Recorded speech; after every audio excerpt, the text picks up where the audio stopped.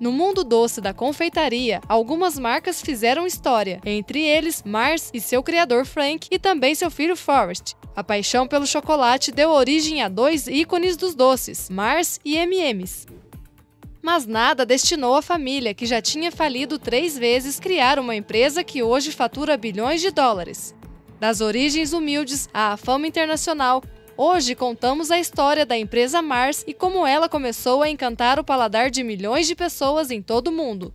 Franklin Clarence Mars, conhecido como Frank, nasceu em 1883 em Minnesota, nos Estados Unidos. Quando criança, ele contraiu poliomielite. Essa doença é infecciosa e pode causar paralisia muscular. O jovem Frank sobreviveu, mas ficou paralisado pelo resto da vida. Como tinha dificuldade em brincar com outras crianças, sua mãe o ensinava a fazer doces para entretê-lo. Muito rapidamente, ele se apaixonou por chocolate, não só pelo seu sabor, também pelas suas transformações e pelas misturas que se podiam fazer. Quando adolescente, Frank começou seu primeiro negócio vendendo doces a granel em lojas de sua cidade. Pouco depois, ele se casou e teve seu primeiro filho, um menino chamado Forrest. Mas aos poucos, a empresa foi afundando até falir em 1910. Com o passar dos anos, a concorrência foi se tornando cada vez mais acirrada. Novos doces apareciam todos os dias e o mercado ficou saturado. A empresa de Frank não conseguiu sustentar o sucesso da Hershey's, a então líder nacional, e de sua barra de chocolate. Essa falência acabou com seu relacionamento. Para suprir suas necessidades, sua ex-mulher e seu filho foram morar no Canadá com seus pais. Quanto a Frank, ele decidiu começar uma nova vida em Seattle. Se casou novamente e abriu um novo negócio. Infelizmente, ele logo faliu novamente. Ele então decidiu se mudar para Tacoma, um subúrbio ao sul de Seattle. Ele abriu uma nova empresa, mas desta vez decidiu parar de vender doces a granel em lojas próximas. Ele começou a fazer seus próprios doces e a fazer doces de creme de manteiga em casa, em sua cozinha. Mais uma vez, o mercado estava muito congestionado e Frank não conseguia encontrar um lugar para si. Então ele voltou para Minnesota depois de falir novamente.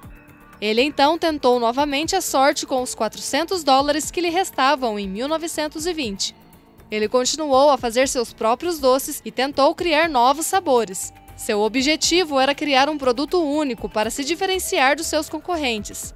Nasceu a Mar-O-Bar, uma barra de chocolate misturada com nozes e caramelo.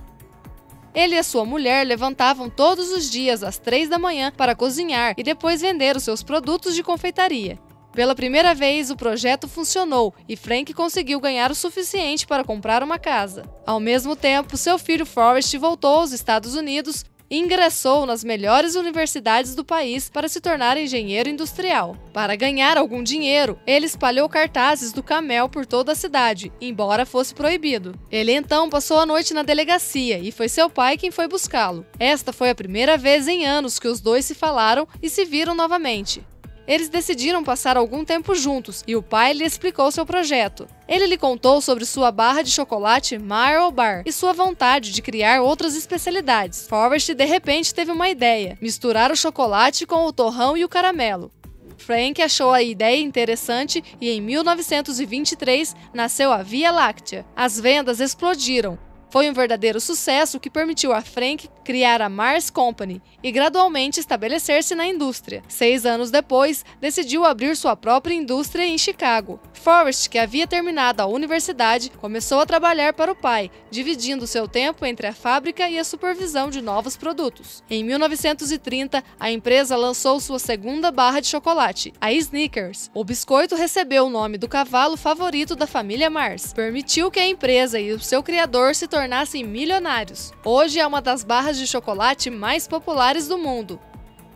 Enquanto Forrest queria diversificar e expandir-se pelo mundo, Frank, por sua vez, não via sentido em se desenvolver fora dos Estados Unidos. Começou uma grande discussão e Forrest dá um ultimato a seu pai. Ou ele lhe dá 1/3 do negócio, ou ele o abandona. Frank recusou, mas deu ao filho $50 mil, bem como os direitos da Via Láctea em outros países. Forrest mudou-se então para a Suíça e começou a trabalhar para Nestlé e Tobler como trabalhador de linha de produção. Foi uma etapa importante na sua vida, porque foi lá que aprendeu a fazer doces de alta qualidade. Posteriormente, mudou-se para o Reino Unido e decidiu criar e vender seus próprios produtos, como uma barra de chocolate com abacaxi. Depois de muitos fracassos, ele deu origem a uma versão mais doce da Via Láctea, a barra de chocolate Mars.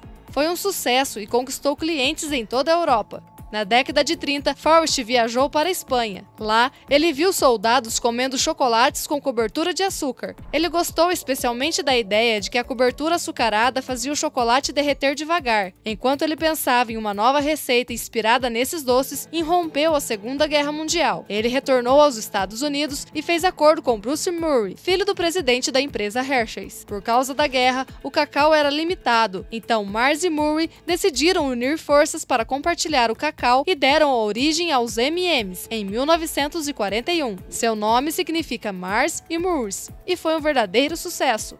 Posteriormente, Forrest criou sua própria empresa chamada Food Manufacturers. A empresa oferecia rações para animais de estimação com pedigree, uma novidade. Também comercializava arroz do Tio Ben. No mesmo período, seu pai morreu aos 50 anos, embora nunca tenham se reconciliado. A madrasta de Forrest, Ethel, tornou-se presidente da empresa Mars, mas não estava muito interessada e deixou seu meio-irmão ser presidente. 2 anos depois, Ethel morreu e deixou 1/3 da empresa para Forrest, 1/3 para sua filha Patricia Mars, meia-irmã de Forrest, bem como 1/3 para seu irmão William. Este último se tornou presidente da empresa com a ajuda de Patricia. Foram anos muito difíceis para ele, porque quando dava suas ideias, elas eram automaticamente rejeitadas. Ele acabou sendo novamente excluído dos negócios da família. Quando William morreu, o marido de Patricia, James Fleming, tornou-se o presidente da empresa.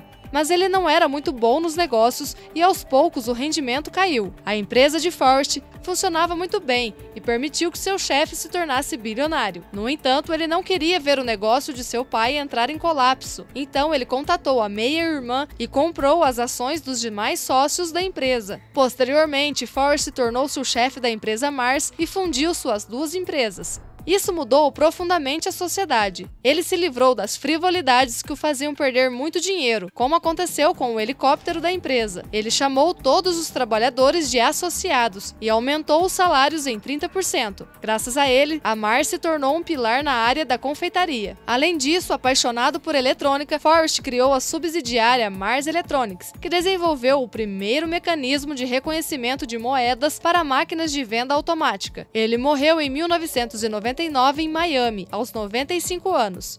Sua fortuna foi estimada em 4 bilhões de dólares. Ele deixou para trás um negócio de sucesso que ainda está nas mãos de sua família.